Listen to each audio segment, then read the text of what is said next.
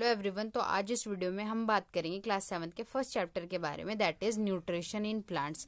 In class 6 you learn that food is essential for all living organisms. Class 6 में आपने ये पढ़ा है कि खाना सारे लिविंग ऑर्गेनिजम्स के लिए ज़रूरी होता है। You also learn that carbohydrates, proteins, fats, vitamin and minerals are components of food.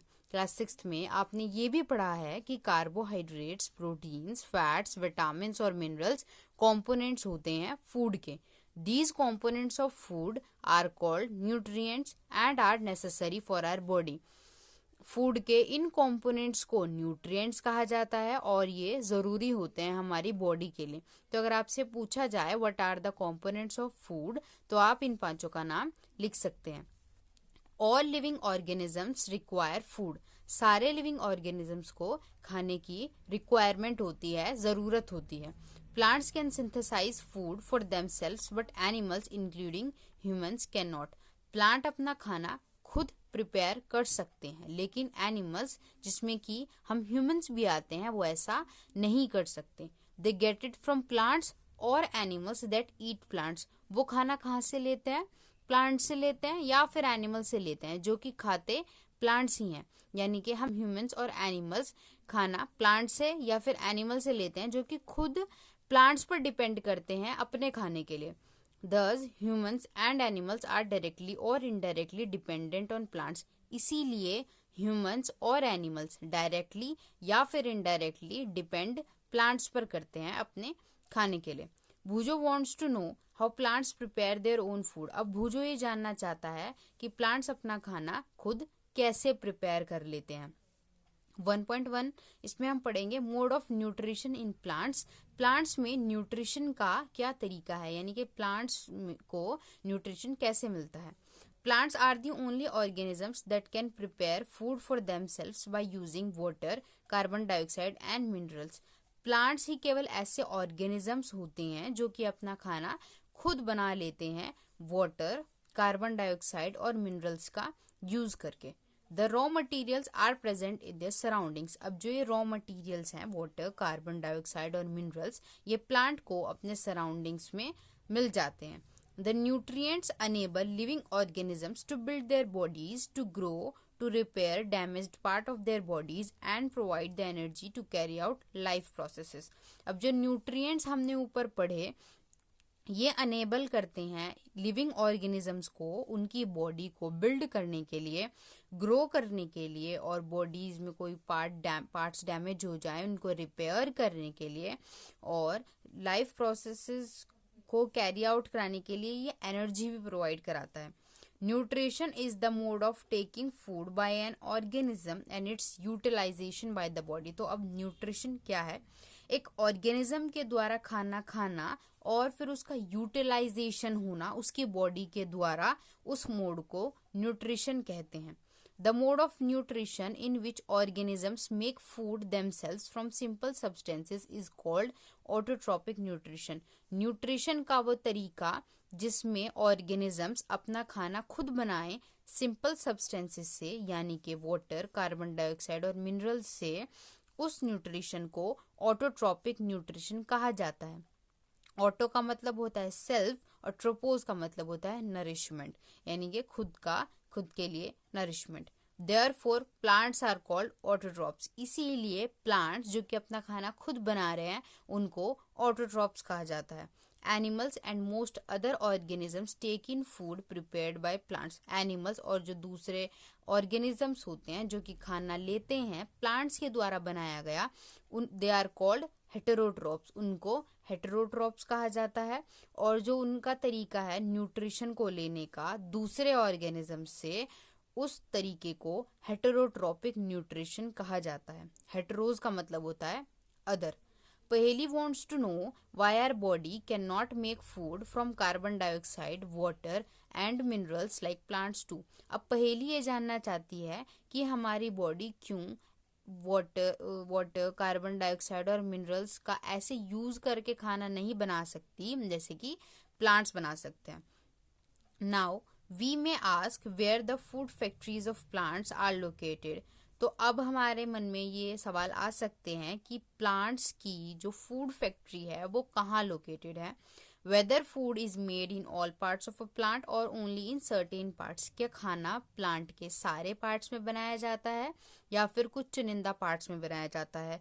How do plants obtain the raw materials from the surroundings. Plants अपने सराउंडिंग्स से ये रॉ मटेरियल कैसे ऑब्टेन करता है और इनको ऑब्टेन करने के बाद how do they transport them to the food factories of plant. ये इसको फूड फैक्ट्रीज तक कैसे पहुंचाता है।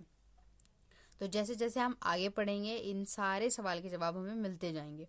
तो अब हम 1.2 पढ़ेंगे, that is photosynthesis food making process in plants. Photosynthesis जो कि खाना बनाने की एक प्रक्रिया है प्लांट्स में। Leaves are the food factories of plants. तो हमें सबसे पहले ये पता चल गया है कि प्लांट्स की जो फूड फैक्ट्रीज है वो लीव्स हैं। Therefore, all the raw materials must reach the leaf. इसीलिए सारे रॉ मटेरियल को पत्ती तक पहुंचने की जरूरत है। Water and minerals present in the soil are absorbed by the roots and transported to the leaves. Water और मिनरल्स जो कि सॉइल में प्रेजेंट होते हैं इनको एब्जॉर्ब किया जाता है रूट्स के द्वारा और लीव्स तक पहुंचाया जाता है। Carbon dioxide from air is take through the tiny pores present on the surface of leaves. अब जो कार्बन डाइऑक्साइड है उसको हवा से लिया जा रहा है और कैसे, जो पत्तियां होती हैं ना उसकी सरफेस में छोटे छोटे पोर्स प्रेजेंट होते हैं, उनके द्वारा कार्बन डाइऑक्साइड को एयर से लिया जा रहा है। These pores are surrounded by guard cells. अब जो ये पोर्स प्रेजेंट है लीव्स में इनके चारों तरफ क्या होते हैं, गार्ड सेल्स होते हैं। सच पोर्स आर कॉल्ड स्टोमेटा। ऐसे पोर्स को स्टोमेटा कहा जाता है। जैसे कि आप फिगर 1.2 में यहाँ देख सकते हैं, ये पत्ती है, इसमें पोर्स हैं जिसको स्टोमेटा कहा जा रहा है और आप यहाँ देख सकते हैं ये चारों तरफ क्या है, इसके गार्ड सेल्स है। अब हम ये ऊपर पढ़ेंगे ब्लू बॉक्स को।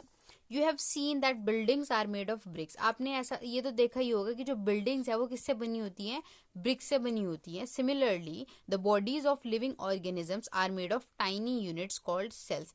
इसी तरह लिविंग ऑर्गेनिजम्स की जो बॉडीज होती है वो बनी होती है छोटे छोटे यूनिट से जिसको सेल्स कहा जाता है। Cells can be seen only under the microscope. Cells को केवल माइक्रोस्कोप के थ्रू ही देखा जा सकता है। Some organisms are made of only one cell.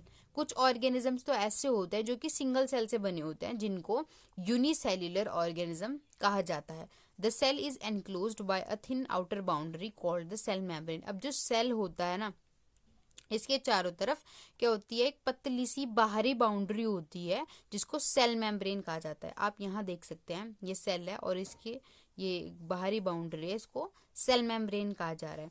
Most cells have a distinct centrally located spherical structure called the nucleus. ज्यादातर जो sales होते हैं उसमें एक अलग बीच में एक स्फेरिकल स्ट्रक्चर होता है जिसको न्यूक्लियस कहा जाता है। यहाँ आप देख सकते हैं ये सेल है, बीच में एक ये स्फेरिकल स्ट्रक्चर है, इसको न्यूक्लियस कहा जा रहा है।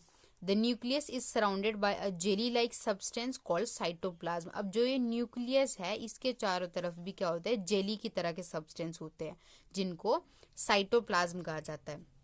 अब हम नीचे आ जाते हैं।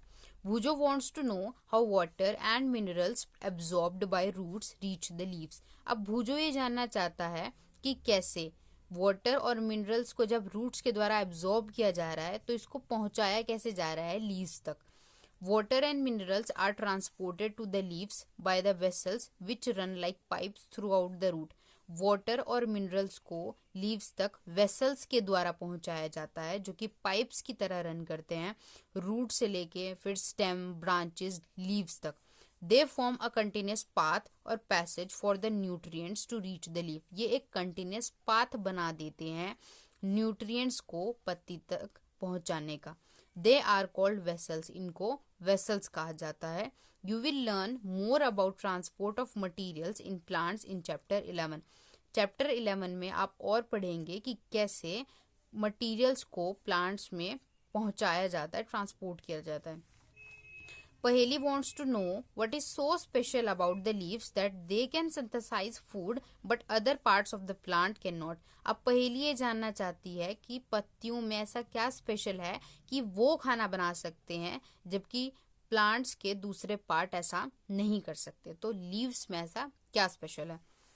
The leaves have a green pigment called chlorophyll. अब पत्तियों में ग्रीन पिगमेंट होता है जिसको क्लोरोफिल कहा जाता है। It helps leaves to capture the energy of the sunlight. ये मदद करता है सनलाइट की एनर्जी को कैप्चर करने के लिए। This energy is use to synthesize food from carbon dioxide and water. और ये जो एनर्जी है इसको यूज किया जाता है खाना बनाने के लिए कार्बन डाइऑक्साइड और वाटर का यूज करके। Since the synthesis of food occurs in the presence of sunlight it is called photosynthesis. क्योंकि खाना सनलाइट के प्रेजेंस में बन रहा है तो इसे फोटोसिंथेसिस कहा जाता है। फोटो का मतलब होता है लाइट और सिंथेसिस का मतलब होता है टू कंबाइन करना यानी कि जोड़ना। So we find that chlorophyll, sunlight, carbon dioxide and water are necessary to carry out the process of photosynthesis. तो हम इतना पढ़ने के बाद हमें ये पता चला कि क्लोरोफिल, सनलाइट, कार्बन डाइऑक्साइड और वाटर जरूरी होते हैं फोटोसिंथेसिस के प्रोसेस को कैरी आउट कराने के लिए। It is a unique process on the earth. Photosynthesis एक यूनिक प्रोसेस है अर्थ में। The solar energy is captured by the leaves and stored in the plant in the form of food. Solar energy को leaves के द्वारा capture किया जाता है, किसकी मदद से? क्लोरोफिल की मदद से। और फिर इसको स्टोर किया जाता है प्लांट में खाने की फॉर्म में। Thus, sun is the ultimate source of energy for all living organisms। इसीलिए सन एक अल्टीमेट सोर्स है एनर्जी का सारे लिविंग ऑर्गेनिजम्स के लिए। Can you imagine life on earth in the absence of photosynthesis? तो क्या आप लाइफ इमेजिन कर सकते हैं अर्थ में फोटोसिंथेसिस की एब्सेंस में? In the absence of photosynthesis, there would not be any food. The survival of almost all living organisms directly or indirectly depends upon the food made by the plants. तो photosynthesis की absence में कोई खाना नहीं होगा। Survival लगभग सारे living organisms का डायरेक्टली या फिर इनडायरेक्टली डिपेंड किस पर करता है? खाने पर करता है जो कि प्लांट्स के द्वारा बनाया जा रहा है। Besides oxygen, which is essential for the survival of all living organisms, खाने के बजाय ऑक्सीजन जो कि जरूरी होता है सर्वाइवल के लिए ऑर्गेनिज्म के, जिसको प्रोड्यूस किया जा रहा है फोटोसिंथेसिस के प्रोसेस के दौरान। In the absence of photosynthesis life would be impossible on the earth. Photosynthesis की एब्सेंस में लाइफ इम्पॉसिबल होगी अर्थ में। During photosynthesis chlorophyll containing cells of leaves in the presence of sunlight use carbon dioxide and water to synthesize carbohydrates। Photosynthesis के process के दौरान leaves के sales जो कि कंटेन करते हैं क्लोरोफिल, जैसे कि आप 1.2 में यहाँ देख सकते हैं, ये सेल्स गार्ड सेल्स कहा जा रहा है इन्हें, जो कि क्लोरोफिल कंटेन कर रहे हैं, कार्बन डाइऑक्साइड और वाटर का यूज करते हुए कार्बोहाइड्रेट्स बनाते हैं। The process can be represented in an equation. ये जो प्रोसेस है इसको इक्वेशन के द्वारा रिप्रेजेंट किया जा सकता है। जैसे कि आप यहाँ देख सकते हैं, कार्बन डाइऑक्साइड और वाटर का यूज करके सनलाइट और क्लोरोफिल के प्रेजेंस में हमें कार्बोहाइड्रेट और ऑक्सीजन मिला। During the process oxygen is released.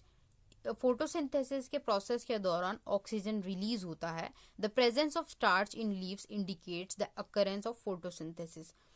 Starch की प्रेजेंस लीव्स में ये बताती है कि फोटोसिंथेसिस अकर कर रहा है। Starch is also a carbohydrate. Starch एक तरह का कार्बोहाइड्रेट ही है। ये जो डायग्राम है ये इम्पोर्टेंट है, ये आप अपनी नोटबुक में बना सकते हैं। इसमें अच्छे तरह से शो किया गया है लीव जो जिसमें कि क्लोरोफिल प्रेजेंट है, यहाँ वाटर और मिनरल्स का यूज करते हुए लीव्स में जो पोर्स हैं वो कार्बन डाइऑक्साइड ले रहे हैं, ऑक्सीजन रिलीज कर रहे हैं, और ये प्रोसेस किसके प्रेजेंस में हो रहा है? सनलाइट के प्रेजेंस में हो रहा है। तो ये इम्पोर्टेंट है, ये आप अपनी नोटबुक में बना सकते हैं। Boojho has observed some plants with deep red, violet और ब्राउन लीव्स। भूजो ने ऑब्जर्व किया है कुछ ऐसे प्लांट्स को जिनमें जो पत्तियां होती है उनका कलर डीप रेड, वॉयलेट या फिर ब्राउन होता है। He wants to know whether these leaves also carry out photosynthesis. तो भूजो ये जानना चाहता है कि क्या इन लीव्स में भी फोटोसिंथेसिस के प्रोसेस को कैरी आउट कराया जा सकता है। Activity 1.1 take 2 potted plants of the same kind. आपको 2 पॉटेड प्लांट लेने हैं सेम तरह के। Keep one in the dark और in a black box for 72 hours and the other in sunlight. एक को तो आपने डार्क में रखना है या फिर ब्लैक बॉक्स में रखना है 72 आवर्स यानी कि 3 दिन के लिए, और दूसरे को सनलाइट में रखना है। Perform iodine test with the leaves of both the plants as you did in class 6। अब आपको आयोडीन टेस्ट परफॉर्म करना है दोनों प्लांट्स की पत्तियों पर, जैसे कि आपने क्लास 6 में किया था। Record your results now, leave the pot which was earlier kept in the dark. अब आपका जो भी रिजल्ट आया निकला है उसको रिकॉर्ड करना है। Now leave the pot which was earlier kept in the dark in the sunlight for 3 to 4 days and perform the iodine test again on its leaves. अब आपको जो आपने पहले डार्क में रखा था उसको सनलाइट में रखना है 3 से 4 दिन के लिए, और दोबारा उसकी पत्तियों पर आयोडीन टेस्ट परफॉर्म करना है। Record your observations in your notebook. अब आपने जो भी ऑब्जर्व किया है उसको अपनी नोटबुक में रिकॉर्ड करना है। The leaves other than green also have chlorophyll. पत्तियां में भी जो मतलब हरी नहीं होती उनमें भी क्या होता है, क्लोरोफिल होता है। The large amount of red, brown and other pigments mask the green colour. जो लार्ज अमाउंट होता है रेड, ब्राउन और दूसरे पिगमेंट्स का, वो ढक देता है ग्रीन कलर को। यहाँ आप देख सकते हैं photosynthesis takes place in these leaves also. Photosynthesis को इन लीव्स में भी कराया जा सकता है। You often see slimy green patches in ponds or stagnant water bodies। आपने अक्सर देखा होगा चिपचिपे हरे धब्बे पॉन्ड्स में या फिर पानी वाली जगह में। These are generally formed by the growth of organisms called algae। ये जनरली फॉर्म होते हैं जब एक ऑर्गेनिज्म की ग्रोथ हो रही होती है जिसको एल्गई कहा जा रहा है। Can you guess why algae are green in colour. क्या आप गेस कर सकते हैं कि एल्गई क्यों ग्रीन होता है कलर में। They contain chlorophyll which gives them the green colour. तो एल्गई क्या कंटेन करता है, क्लोरोफिल कंटेन करता है जो कि उसे हरा कलर देता है। Algae can also prepare their own food by photosynthesis. Algae भी अपना खाना खुद प्रिपेयर कर सकता है फोटोसिंथेसिस के प्रोसेस के द्वारा। Synthesis of plant food other than carbohydrates. अब प्लांट के खाने का सिंथेसिस कार्बोहाइड्रेट्स के अलावा। You have just learned that plants synthesize carbohydrates through the process of photosynthesis। आपने अभी पढ़ा है कि प्लांट्स कार्बोहाइड्रेट्स बनाता है फोटोसिंथेसिस के प्रोसेस के through. The carbohydrates are made of carbon, hydrogen and oxygen. अब जो कार्बोहाइड्रेट्स है वो बने होते हैं कार्बन, हाइड्रोजन और ऑक्सीजन से। These are used to synthesize other components of food such as proteins and fats। अब इनको यूज किया जाता है दूसरे कंपोनेंट्स को सिंथेसाइज करने के लिए, जैसे कि प्रोटीन्स और फैट्स को। But proteins are nitrogenous substances which contain nitrogen. लेकिन जो प्रोटीन्स होते हैं वो नाइट्रोजनस सब्सटेंस होते हैं जो कि नाइट्रोजन कंटेन करते हैं। From where do the plants obtain nitrogen. तो प्लांट नाइट्रोजन कहाँ से ऑब्टेन करते हैं, कहाँ से प्राप्त करते हैं। Recall that nitrogen is present in abundance in gaseous form in the air. ये याद कीजिए कि जो नाइट्रोजन है वो बहुत ज़्यादा मात्रा में पाया जाता है, लेकिन गैशियस फॉर्म में पाया जाता है एयर में। However plants can not absorb nitrogen in this form. हालांकि प्लांट नाइट्रोजन को इस फॉर्म में, गैशियस फॉर्म में एब्जॉर्ब नहीं कर सकते। Soil has certain bacteria that convert gaseous nitrogen into a usable form and release it into the soil. Soil में कुछ ऐसा बैक्टीरिया होता है जिसको राइजोबियम कहा जाता है, जो कि कन्वर्ट कर देता है गैशियस नाइट्रोजन को यूजेबल फॉर्म में, यानी कि सॉल्युबल फॉर्म में, जिस फॉर्म में उनको चाहिए, और फिर उसको सॉइल में रिलीज कर देता है। These are absorbed by the plants along with water। इनको फिर absorb किया जाता है plants के द्वारा water के साथ। Also you might have seen farmers adding fertilizers rich in nitrogen to the soil। इसी के साथ आपने देखा होगा फार्मर्स को फर्टिलाइजर्स ऐड करते हुए सॉइल में जो कि नाइट्रोजन रिच होते हैं। In this way the plants fulfill their requirements of nitrogen along with the other constituents। तो इस तरह से प्लांट अपनी नाइट्रोजन की रिक्वायरमेंट को पूरा करता है दूसरे कॉन्स्टिट्यूएंट के साथ, यानी कि उनके साथ साथ वो नाइट्रोजन भी ले रहा होता है। Plants can then synthesise proteins and vitamin. Plants फिर उसके बाद सिंथेसाइज करते हैं प्रोटीन्स को और विटामिन को। 1.3 other modes of nutrition in plants. Plants में न्यूट्रिशन के दूसरे क्या तरीके हैं? There are some plants which do not have chlorophyll. कुछ प्लांट्स ऐसे होते हैं जिनमें क्लोरोफिल प्रेजेंट नहीं होता। They can not synthesise food, वो खाना सिंथेसाइज नहीं कर सकते, खाना नहीं बना सकते। How do they survive and from where do they derive nutrition. तो वो कैसे सर्वाइव करते हैं और उनको न्यूट्रिशन कहाँ से मिलता है? Like humans and animals such plants depend on the food produced by other plants. जैसे कि ह्यूमंस और एनिमल्स डिपेंड करते हैं प्लांट्स पर खाने के लिए जो कि बनाया जा रहा है दूसरे प्लांट्स के द्वारा। They use the heterotrophic mode of nutrition. वो हेटेरोट्रॉपिक मोड यूज करते हैं न्यूट्रिशन का। हेटेरोट्रॉपिक मोड हमने अभी पढ़ा, जिसमें कि दूसरे ऑर्गेनिज्म से खाना लिया जा रहा है, न्यूट्रिशन लिया जा रहा है। Look at figure 1.5। फिगर 1.5 को देखिए। Do you see a yellow wiry branch structure twining around the stem and branches of a tree. क्या आपको येलो एक वायरी ब्रांच स्ट्रक्चर दिख रहा है जो कि स्टेम और ब्रांचेस के ऊपर चढ़ा हुआ है एक ट्री के? This is a plant called Cuscuta. ये एक प्लांट है जिसको कस्क्यूटा कहा जा रहा है। It does not have chlorophyll. इसमें क्या नहीं होता है? क्लोरोफिल प्रेजेंट नहीं होता। It takes readymade food from the plant on which it is climbing. ये रेडीमेड फूड लेता है उस प्लांट से जिस पर कि ये चढ़ा हुआ होता है। The plant on which it claims is called the host. अब जो कस्क्यूटा है जिस प्लांट पे वो चढ़ा हुआ है उसको होस्ट कहा जा रहा है। Since it deprives the host of valuable nutrients, Cuscuta is called the parasite। क्योंकि जो कस्क्यूटा है वो होस्ट से वैल्यूएबल न्यूट्रिएंट्स को ले रहा है तो कस्क्यूटा को पैरासाइट कहा जाता है।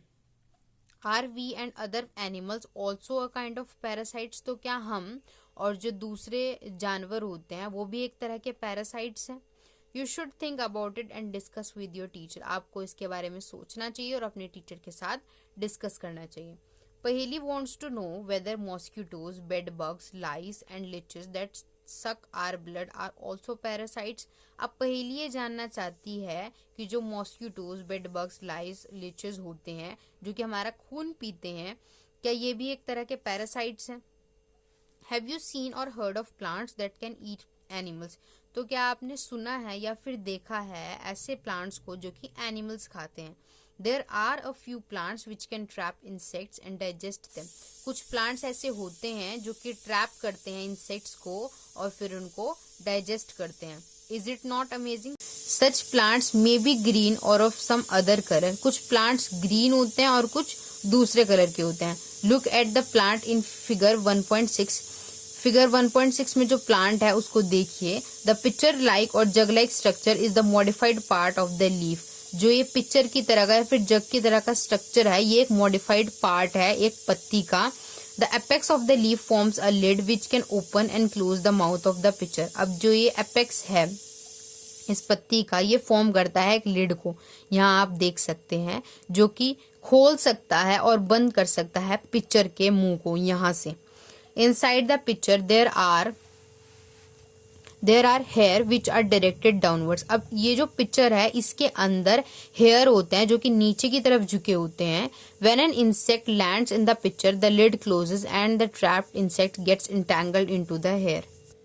जब एक इंसेक्ट लैंड करता है पिक्चर में तो जो ये लिड है ये क्लोज हो जाती है और जो ट्रैप्ड इंसेक्ट है वो जो हेयर होते हैं ना इसके अंदर उनमें इंटेंगल्ड हो जाता है, उनमें फंस जाता है। The lid closes and the insect is trapped. Lid बंद हो जाती है और इंसेक्ट ट्रैप्ड हो जाता है।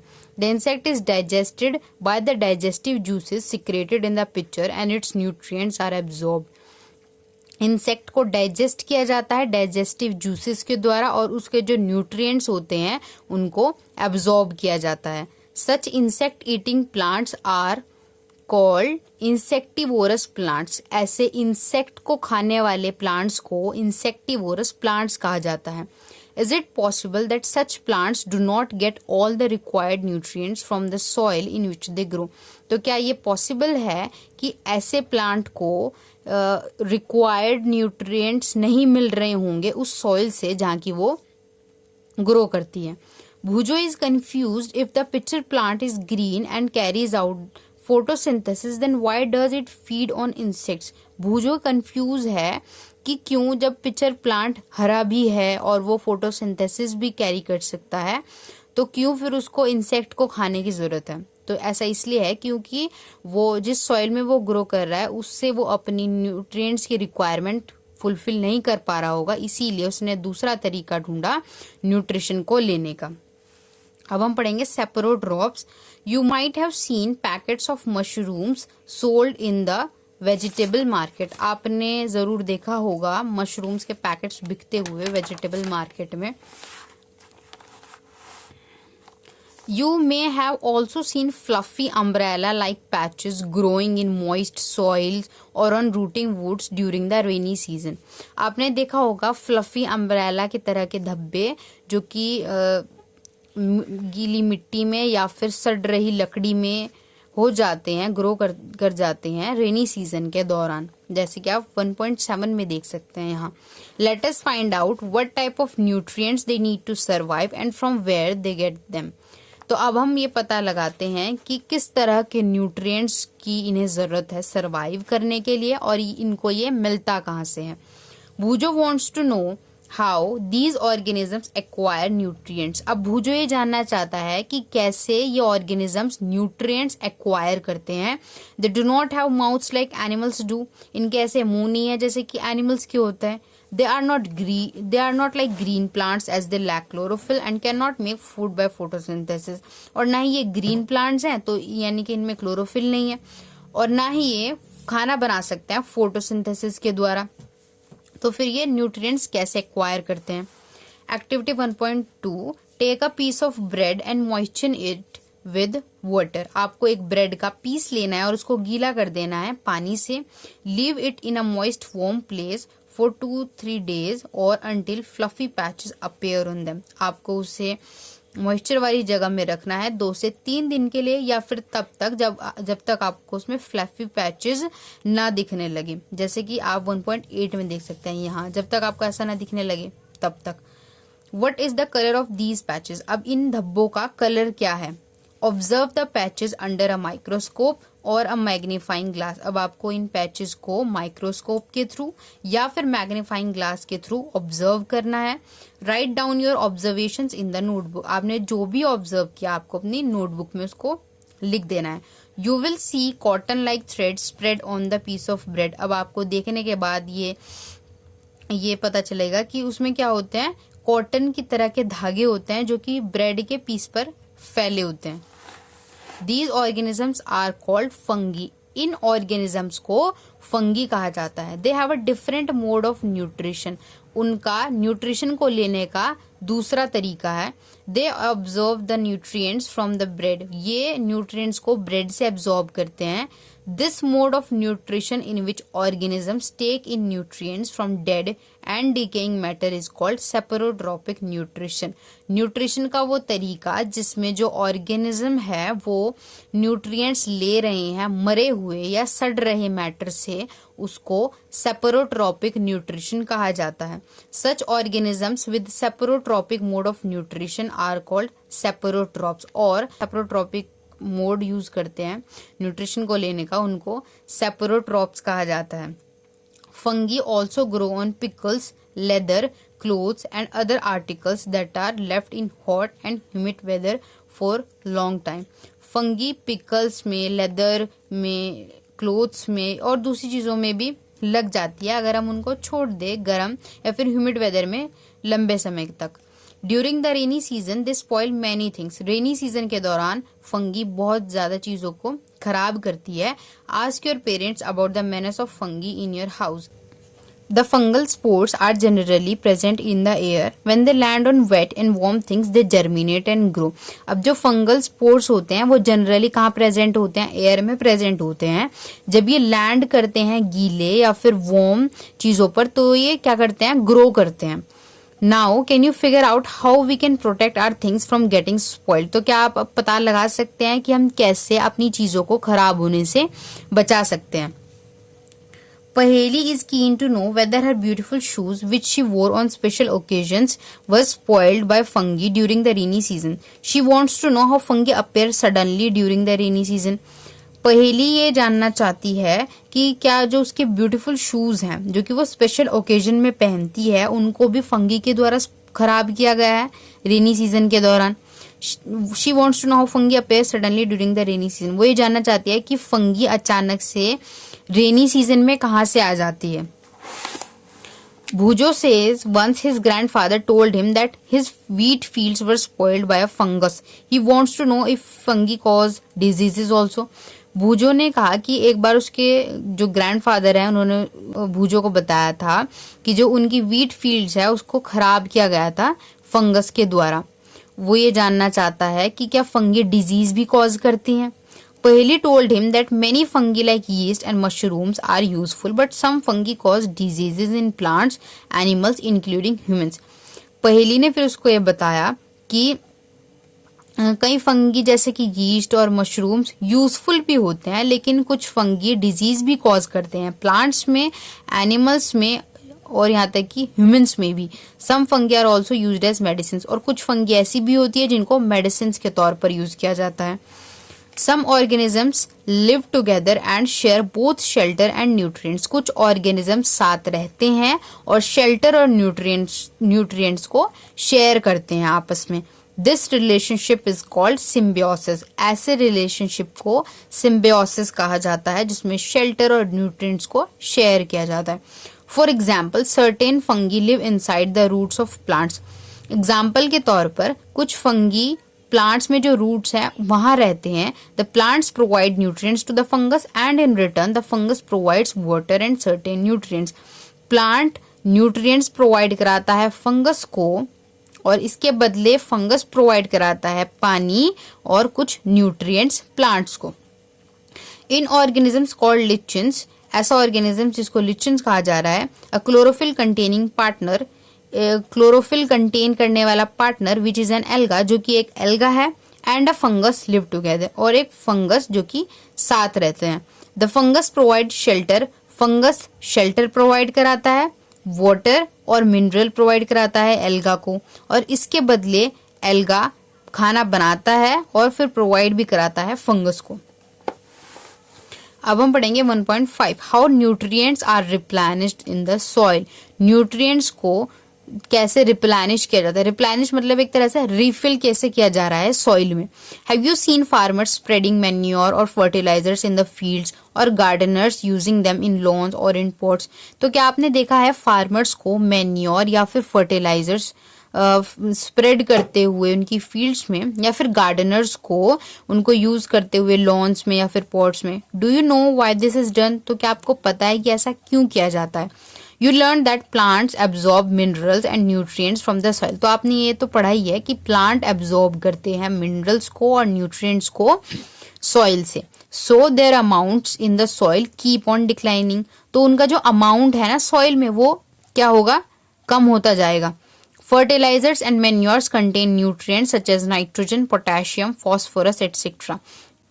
फर्टिलाइजर्स और जो मैन्योर्स होते हैं जो कि कंटेन करते हैं न्यूट्रिएंट्स को जैसे कि नाइट्रोजन, पोटेशियम, फॉस्फोरस या फिर और भी. These nutrients need to be added from time to time to enrich the soil. इन न्यूट्रिएंट्स को ना टाइम टू टाइम ऐड करने की जरूरत होती है सॉइल में ताकि जो सॉइल है वो न्यूट्रिएंट्स रिच रहे. We can grow plants and keep them healthy if we can fulfil the nutrients requirement of plants. हम प्लांट को ग्रो भी कर सकते हैं और उन्हें हेल्दी भी रख सकते हैं अगर हम प्लांट की न्यूट्रिएंट रिक्वायरमेंट को टाइम टू टाइम पूरी करते रहें. Usually crop plants absorb a lot of nitrogen and the soil becomes deficient in nitrogen. आमतौर पर क्रॉप की जो प्लांट होती है वो ज्यादा नाइट्रोजन एब्जॉर्ब करती है और इसकी वजह से जो सॉइल है वो नाइट्रोजन डेफिशिएंट हो जाती है यानी कि उसमें नाइट्रोजन की कमी हो जाती है.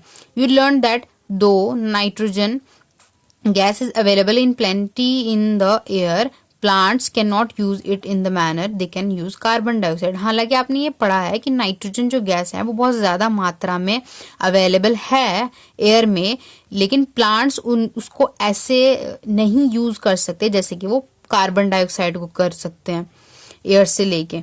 They need nitrogen in a soluble form, उनको नाइट्रोजन सॉल्युबल फॉर्म में चाहिए. The bacterium called rhizobium can take atmospheric nitrogen and convert it into a usable form. तो बैक्टीरिया जिसको राइजोबियम कहा जा रहा है ये एटमॉस्फेरिक नाइट्रोजन को कन्वर्ट कर देता है यूजेबल फॉर्म में. यूजेबल यानी कि उस फॉर्म में जिस फॉर्म में प्लांट्स को चाहिए, जो कि है soluble form. But rhizobium can not make its own food, लेकिन राइजोबियम अपना खाना खुद प्रिपेयर नहीं कर सकता. So it often lives in the roots of gram, peas, moong, beans and other legumes and provides them with nitrogen. तो वो रहता है जो ग्राम, पीज, मूंग, बीन्स या फिर दूसरी जो फली होती है ना, उनके रूट्स में रहता है और उनको प्रोवाइड कराता है nitrogen. In return the plants provide food and shelter to the bacteria. इसके रिटर्न में प्लांट क्या प्रोवाइड कराता है? फूड और शेल्टर देता है बैक्टीरिया को. दे does have a symbiotic relationship, इसीलिए उनका क्या है? एक symbiotic relationship है. This association is of great significance for the farmers. ये इनका जो एसोसिएशन है ना, इसका फार्मर के लिए क्या है? ये बहुत ज्यादा जरूरी है, इंपॉर्टेंट है. They can reduce the use of nitrogenous fertilisers where leguminous plants are grown. तो वो क्या कर सकते हैं? नाइट्रोजनस फर्टिलाइजर्स का यूज जो है उसको कम कर सकते हैं जहां पर लेग्यूमिनस प्लांट्स ग्रो कर रही हूँ. Most of the pulses dals are obtained from leguminous plants. ज्यादातर जो पल्सेस दाल्स जो कि हमें मिलती है वो लेग्यूमिनस प्लांट से मिलती है. In this chapter you learn that most of the plants are autotrophs. इस चैप्टर में आपने ये पढ़ा कि ज्यादातर जो प्लांट्स होते हैं वो ऑटोट्रॉप्स होते हैं. Only a few plants are parasitic और सेपरोट्रॉपिक. कुछ ही प्लांट्स ऐसे होते हैं जो कि पैरासिटिक होते हैं या फिर सेपरोट्रॉपिक होते हैं. They derive nutrition from other organisms. वो न्यूट्रिशन डिराइव करते हैं, लेते हैं दूसरे ऑर्गेनिज्म से. All animals are categorized as heterotrophs since they depend on plants and other animals for food. सारे एनिमल्स को कैटेगराइज किया गया है हेटेरोट्रॉप्स क्योंकि वो डिपेंड करते हैं प्लांट्स पर या फिर दूसरे एनिमल्स पर खाने के लिए. Can we say that the insectivorous plants are partial heterotrophs. तो क्या ऐसा कहा जा सकता है कि जो इंसेक्टिवोरस प्लांट्स है वो पार्शियल हेटेरोट्रॉप्स हैं? तो हाँ, ऐसा कहा जा सकता है. तो यहाँ पे आपका चैप्टर हो जाता है कंप्लीट. अगर इससे रिलेटेड आपको कुछ भी डाउट हो तो आप कमेंट करके मुझसे पूछ सकते हैं. मैं कोशिश करूँगी कि मैं आपके सारे डाउट क्लियर कर पाऊँ. और नेक्स्ट वीडियो हमारी होगी, हम क्वेश्चन आंसर मैं आपको कराऊंगी और आपके जो भी डाउट्स होंगे वो क्लियर कराऊंगी. तो थैंक्स फॉर वॉचिंग. मिलते हैं नेक्स्ट वीडियो में.